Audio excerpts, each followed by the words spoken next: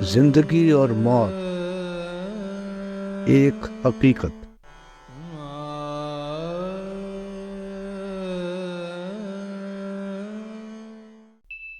وہ سر کھولے ہماری لاش پر دیوانہ وار آئے، وہ سر کھولے ہماری لاش پر دیوانہ وار آئے، اسی کو موت کہتے ہیں تو یارب بار بار آئے۔ موت کو رومانوی انداز میں خوش آمدید کہنے والا قمر جلالوی کے سوا اور کون ہو سکتا ہے؟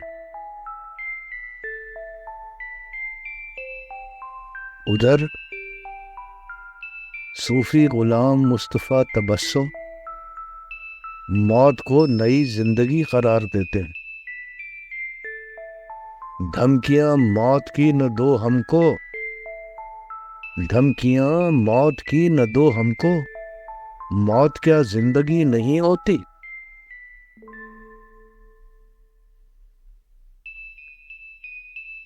احمد ندیم قاسمی اسے سمندر جیسی گہرائی اور وسعت دے دیتے ہیں۔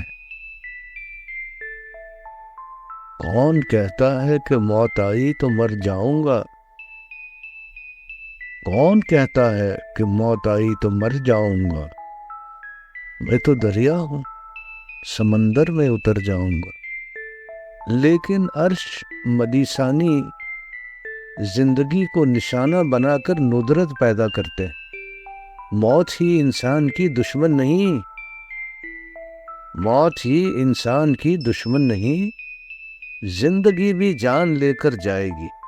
نذیر صدیقی بھی زندگی کو نشانہ یوں بناتے ہیں، جو لوگ موت کو ظالم قرار دیتے ہیں، جو لوگ موت کو ظالم قرار دیتے ہیں، خدا ملائے انہیں زندگی کے ماروں سے۔